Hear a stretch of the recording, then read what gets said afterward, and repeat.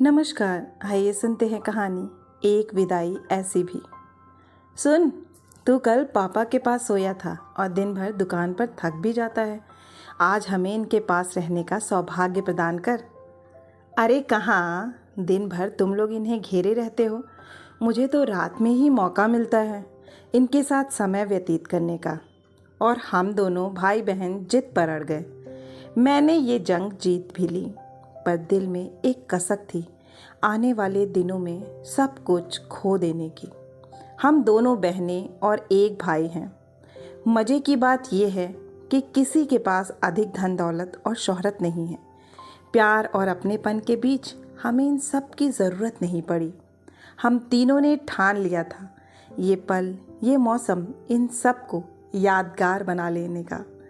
अपनी आँखों, अपनी यादों में इस एक एक पल को समेट लेने का।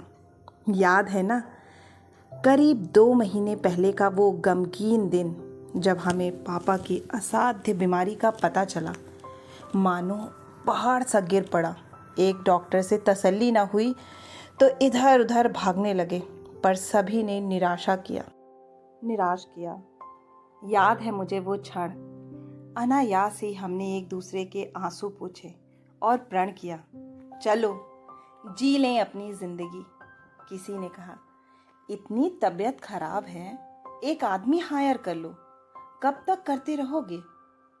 कौन समझाए, हम तो एक एक पल के लिए तरस रहे हैं और पुण्य कोई और आदमी ले जाए।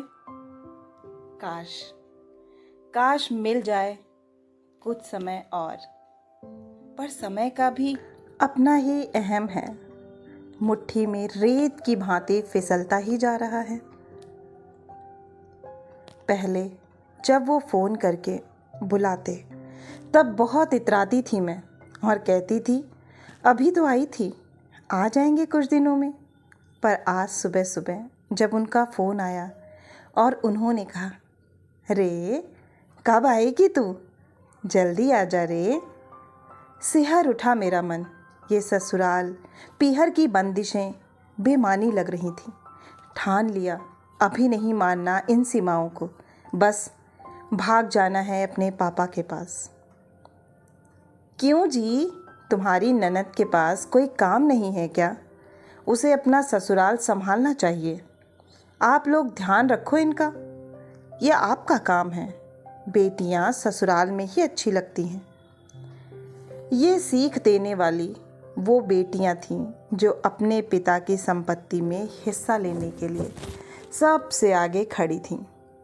बहुत अच्छा हुआ मैंने ऐसी औरतों की एक नहीं सुनी, और अगर सुन लेती तब ये सुनहरे पल तो मैं कभी जी ही नहीं पाती। उन्हें दिन में 7-8 बार मोशन होने लगा। सेंस में हो तक कोई बिस्तर पर नहीं करना चाहता। हम उन्हें बाथरूम तक ले जाते थे। एक बार शायद उन्हें एहसास रहा हो कि हमें परेशानी हो रही है उनकी बार बार की ज़रूरत से। शायद वो सोचने में रह गए कैसे दोबारा आवाज़ दूं। इसी उधेड़-बुन में उनके कपड़े बिगड़ गए। अब उनका चेहरा और भी उतर गया। तभी हम भाई बहनों ने उन्हें गले से लगा लिया और माफ़ी मांगने लगे। सॉरी पापा जी, सॉरी, हमने सुनने में देर लगा दी, हमसे गलती हुई, हमें माफ़ करें। बात संभल चुकी थी और शायद उनका मन अब कुंठित नहीं था। अब जब भी हम उन्हें वॉशरूम लेकर जाते तब बड़े प्यार से गाना गाते हुए ले जाते, और जब वो वापस आते तब उनकी पीठ थपथपा कर कहते, वेल डन पापा जी, गुड, वी वन। अब ये मस्ती के छोटे छोटे पल हमारी अनमोल खुशियाँ बन चुके थे। जो उन्हें पसंद था वो सब उन्हें खिलाने की कोशिश करते। अब उन्हें निगलने में भी तकलीफ़ होने लगी। दांत भी कमज़ोरी के कारण काम नहीं कर रहे थे। कुछ भी देख उन्हें मन में आती तब भी खुद की स्थिति देख मना करते, पर हमारा मन नहीं मानता। कोई बात नहीं पापा, आप चूस कर थूक देना, और अपनी जिद्दी उन पर चलाने लगे। वो भी तो बचपन में हमें ऐसे ही खिलाते होंगे। आज लग रहा था हर एक चीज़ जो उन्हें पसंद है उन्हें एक एक बार खिला दूं, पर ये सब बचपना था मेरा। जानती थी, पर मम्मी को हमने कुछ नहीं बताया था। हम सबको उनके सामने हंसता खिलखिलाता देखती और फिर कभी पापा जी को भी सामान्य देखती, कभी मुस्कुराते हुए देखती। तब कहती, आज कुछ ठीक लग रहे हैं तेरे पापा, बस अब जल्दी से ठीक हो जाए, फिर मैं ये करूँगी, फिर मैं वो करूँगी। मुश्किल होता था उनका सामना करना, किंतु हमने ये जंग भी जीत ली और मम्मी की खुशियों में शामिल हो गए। तब भाई धीरे से बोला, ये तूफान से पहले की शांति है, इसे बेजार नहीं करना चाहिए। इस 1 महीने में घर में कई उत्सव हुए। भाई भाभी की वैवाहिक वर्षगांठ, भतीजे का जन्मदिन। पापा जी ने अपना पर्स अपने तकिए के नीचे ही रख लिया था। वो सब तो आशीर्वाद देते और पर्स में से रुपए निकाल कर देते। इन सब में मैं सोचती, अरे वाह, अब मेरा टर्न आएगा। पापा जी मुझे जो रुपए देंगे उसे मैं ज़िंदगी भर अपने पास संभाल कर रखूँगी। आखिर वो उनके छुए हुए होंगे। आज मैं अपने घर ससुराल आ गई। सोचा एक दिन अपना घर भी संभाल लूँ, पर ये क्या, अभी रात में आई थी और सुबह ही तो हुई है।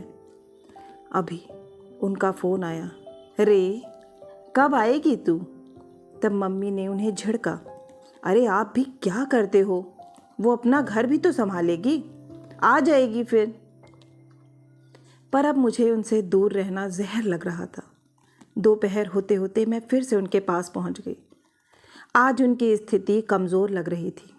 आज पता नहीं क्यों मेरी हिम्मत टूट गई। आज पहली बार मैं उनके गले लगकर खूब रोई।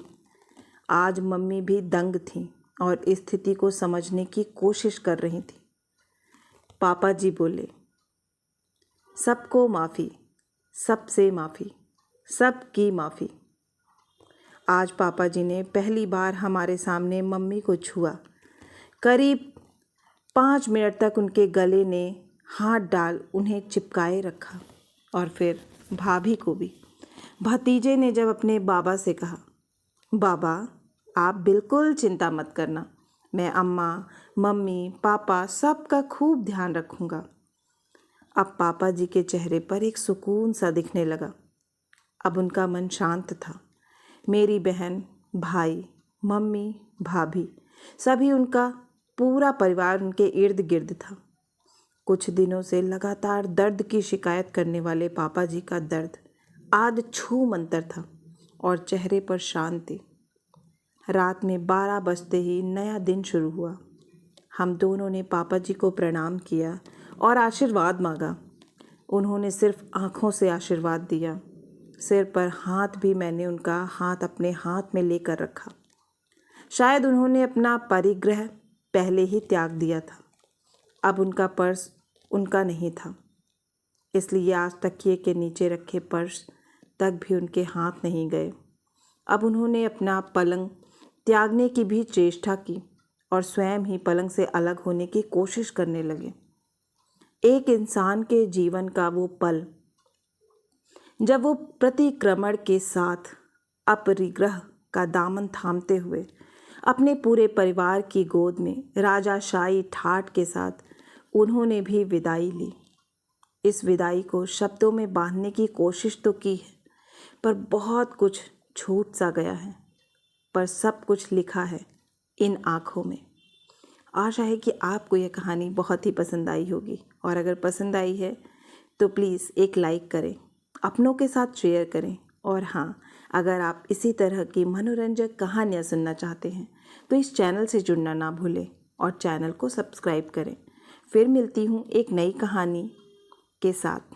तब तक के लिए आप सभी का सुनने के लिए बहुत बहुत धन्यवाद।